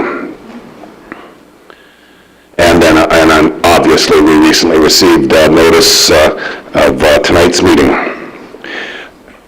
We understand that the objectives of the Class EA study and the related OPA and zoning bylaw include providing vital transportation and pedestrian links to Trafalgar Road, and include a proposed eastern extension of Cross Avenue and a new access to the transit station. It's understandably required. Every municipality, at least in the GTA, is dealing with a growth plan. We all have designated growth areas. It's causing a lot of heartburn everywhere that I travel and every municipality that I work with. And I know that there's a lot of thinking that it would be more beneficial if there could be more of a two-way dialogue with the province rather than a court order to the municipality indicating how you're going to grow over the course of time. So we understand your concerns and the necessity to comply with the growth plan and provincial policy. However, having said that, we're also extremely concerned that the road network proposed through these studies will have tremendous impacts to 354 Davis Road, or the PwC building. These impacts to us are even more alarming, given that the building was just approved for construction by the town of Oakville in 2012, and given that the building was constructed in the spring of 2013, and these are very recent dates, it's even more alarming when we didn't receive any notice whatsoever until March the 15th. We have some specific concerns. It's a very large study area. There's a lot of impacts. There's 96 properties. We're only one of them. But our specific concerns relate to the proposed relocated Cross Avenue extension, which is proposed to traverse our site. It puts it in very close proximity with the northwest corner of the building that exists in the property. The future of the access driveways for both the South Service Road and Davis Road are in question, as the new road network appears to eliminate these access points and roads. The proposed relocated Cross Avenue extension and the proposed bus access road from Cross Avenue will negatively impact the parking lot and pedestrian walkability around the building. The proposed plans would result in the elimination of approximately 20% of the existing parking spaces on the property. Those parking spaces are there to meet town minimums. We don't understand what might happen with these impacts yet. We haven't had time to get up to speed, but we don't expect that these impacts are going to be positive in any way. We expect that they're going to be negative in some way, and we think that it's in our mutual interest to try to work towards absolutely minimizing those impacts in order that the public good that's been identified might be able to be achieved. As well, the official plan policy proposes opportunities regarding area exchanges, which we think is a wonderful idea, and I'm not completely familiar with these area exchanges, having really just bumped into them now in the context of the proposed Oakville policy, and haven't had a chance to talk to Dana about them, but it's an opportunity that might alleviate some of our clients' concerns, but when I read the policies, it seems to me that the private landowner is expected to enter into a development agreement at their costs in order to be able to accommodate this, and this impact is being imposed on us, and we don't think that if we're trying to be good neighbors and accommodate the greater good, if we're able to get to that point, that we should have the onus of having to pay to enter into a development agreement that would basically outline the mitigation for the impacts that this proposed road network is causing to the property. So I just point that out. And maybe it's a concern that's going to be very easily resolved through discussions with staff. The other point that I would make is that if there is an area exchange that's available to our clients, it would be extremely helpful if that area exchange was identified to us now, so that then we'd be in a position where we could really identify and assess the impacts. Like, to me right now it reads, there's an opportunity to minimize the impacts through the area exchange. Well, if that doesn't work for us, then we've got a bigger impact, then we've got a bigger concern, and in the absence of that and in a void, it's more difficult for us to be able to agree to the proposal before us and not object to the EA, basically, so to speak, or not object to the OPA and zoning bylaw. That's not where we want to be, but we only, as I said, and I'm repeating myself, but I think it's a pretty critical point, we only learned about this March 15th. We have other issues, as you can understand, and which for legal reasons I won't go into, but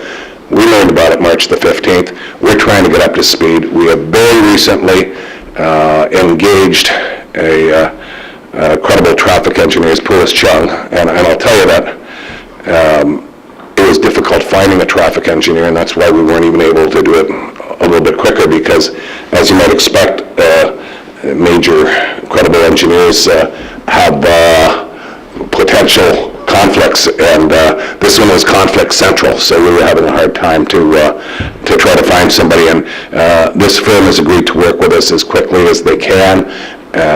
I don't know how long that's going to take, but we're asking to give us a little bit of breathing room so that we can work together to try to resolve this. We're a major employer in the town. We have a major piece of property. We pay major taxes, and we have a major interest in having the opportunity to resolve this amicably if you give us a bit of time. Thank you very much. Thank you, Mr. Schnarr. So you were here, I believe, to hear staff explain the procedure for resolving these issues, and you're well experienced in this field, so you're familiar in the first place with the given procedures available, right? That's correct, Your Worship. So I would expect that you would first see what you can accomplish with staff within the given framework, and then we might look at how you did. That's fair enough. We would have been remiss if, and that's what I suggested we would do, Your Worship. I think you heard me say that. And we'll work hard to do that. And we wanted to make you aware. It's a public meeting, and it was an opportunity to make you aware of our concerns, and that's really what we wanted to do. And we didn't want to come back later and put a surprise on council, so we're just trying to be good corporate citizens. I appreciate you bringing us the information. Are there any questions for Mr. Schnarr? Mr. Schnarr, thank you very much. Thank you. Madam Clerk, the next delegation. Next delegation is Mr. David Capper, here representing Weston Consulting and speaking to both 1 and 2. Mr. Capper, welcome. Good evening, Your Worship.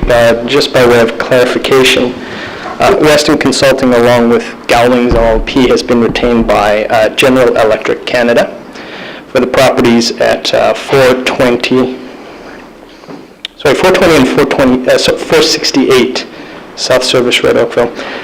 We have got correspondence into the town with respect to both items 1 and 2 from Gowlings. Our intent is to appear before you this evening, identify our concerns very early on in the process so we can have that constructive dialogue moving forward. Simply here to answer any questions should council have any regarding our submission. Thank you, Mr. Capper, for being available. Questions?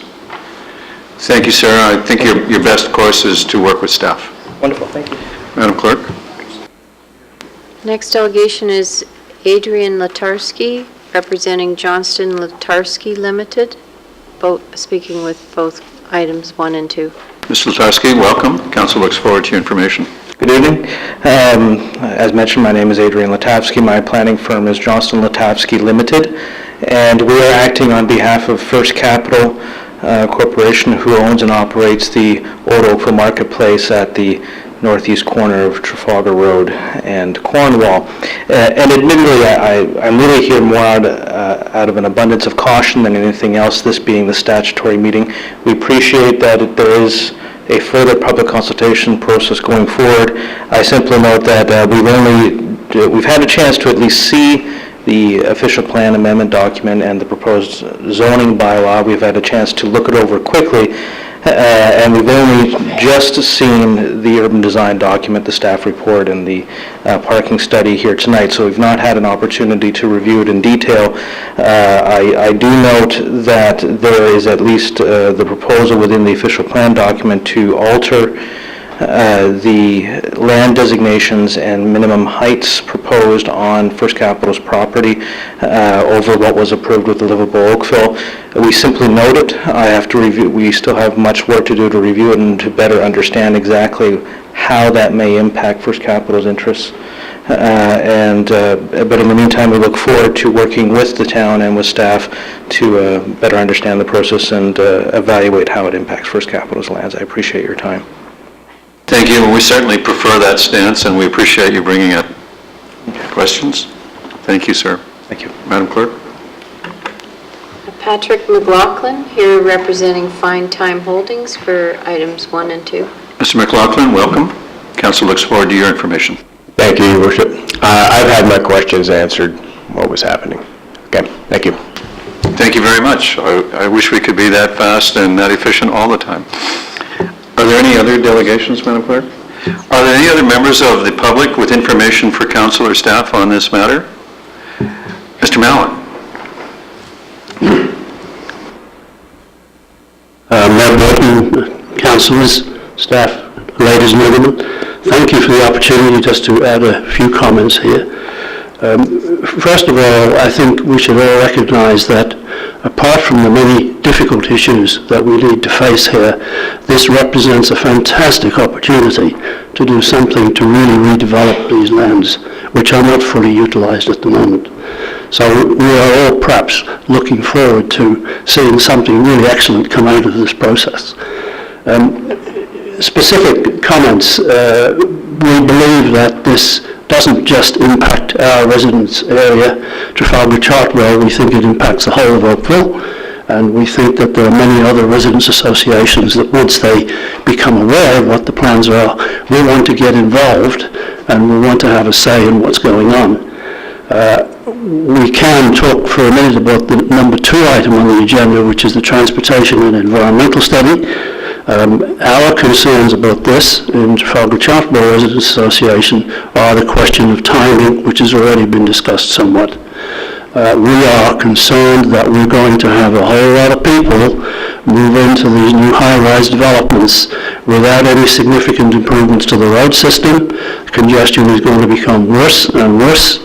It's already pretty bad. Councillor Giddings referred to the 4 o'clock backup going eastbound on Cornwall as far as Morrison. It wouldn't take much for that to go back to Maple Grove, and of course all of the surrounding streets then become congested because of the overloaded condition. So I hear Mr. Cozy saying we've only got one intersection at capacity. I'm not sure how we define what capacity is, but when we go through there in the rush hour, it sure looks like the whole system has reached capacity down Trafalgar Road and Cross Avenue and Cornwall. So that's the first concern, and it's the main concern related to the second item, which is transportation and environment. On the main planning study, I must say we have not yet had time to digest it. We are limited with resources. A number of our board members who can contribute to our understanding of this are out of town, overseas, and we have all read it, but it's going to take some time for us to digest it. We may also, as we're discussing with other RAs, we may also wish to appear at a later date as a coalition of RAs for East Oakville, Southeast Oakville, to address some of the issues that we have in common. Initial response, concerns that we have, the 15-story bonusing provision.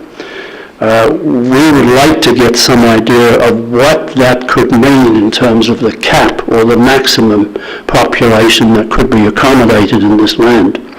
Whether it's through limitations of transportation network, whether it's through limitations of the sewer network, the water supply network, or just common sense in terms of how much density the place can stand.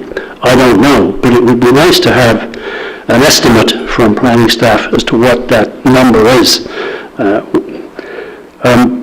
The other item around the 15-story bonusing provision is we understand, if we read it correctly, that the discussions would occur between developers and the town. There would be no public comment or public involvement in this. Whilst it may not be appropriate for the public to actually get involved in the negotiations, it would at least, it seems in the interest of transparency, be appropriate that the trade-offs become in the public domain at some point in the process. I do think the public has a reasonable right to know what the public benefits are that are being offered for the increase in stories or heights of the buildings. Second point is that, as has already been touched on, parks, schools, and public areas are not really defined in the land use planning documents that we've seen. We understand that there's issues around parkland and schools. We're not sure that we can share the established view that there won't be any kids to go to school. We think there will be. We also think that parking may well be an issue. The human drive to have transportation, which represents one degree of freedom, is going to result in people having maybe one car, not three, but nevertheless we do think they'll have one car. So those are our initial concerns. We will take care and guidance in going through the document and would like to come back at the public information session and perhaps again if the opportunity presents itself to Council.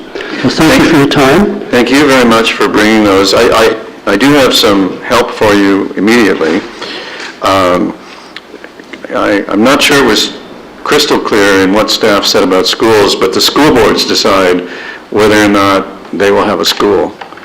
And they make the estimates as to what the housing form will yield. And we can differ with them, but we, in the Ontario system, are not allowed to substitute our judgment for theirs. And on Section 37, I can already assure you that those benefits do become public. And in the only outing on Section 37 that I can remember to date, which was in partnership with the West River Residents Association, certainly all of that did become clearly public to the association. And I can facilitate some discussions on that subject offline if you like. Thank you for those assurances. If I can answer any questions, I'd be happy to try. Thank you very much. Anyone else? Seeing none, I'm going to restrict it to table. I believe that we've considered both items in these presentations and discussions. Anybody who differs, correct me now. And is there any further discussion by council, or do we have a motion? We're in committee of the whole, so we only need a motion. Councillor Giddings. Be happy to move the acceptance of the two reports. Councillor Giddings moves the staff recommendations. All in favor? I beg your pardon? Councillor Adams said he had a conflict on it. Oh, yeah. So we will take the vote in pieces. We're voting on everything except item 3 of report number 1. And these are the ones that you're conflicted on. So you're pushing back. All those in favor? Opposed, if any? Those are adopted. And now on item 3, on which Councillor Adams can join us. All those in favor? Opposed, if any? Adopted. There are no other discussion items on our agenda, and a motion to rise and report would be in order. Councillor Johnston, thank you. All those in favor? Opposed, if any? That motion carries. I rise and report that the Committee of the Whole has met and made recommendations on the public hearing items 1 and 2 as noted by the clerk. And I need a mover and seconder for this report. Councillor Elgar and Councillor Grant, thank you. All in favor? Opposed? Carried. Now I just need a mover and seconder for consideration of reading of the bylaws. Councillor Bird, are you rising to move that? Seconded by Councillor Robinson. All those in favor? Opposed, if any? The bylaws are adopted. That completes our agenda. Thank you very much for your time and attention. It's been great working with you, and we are adjourned.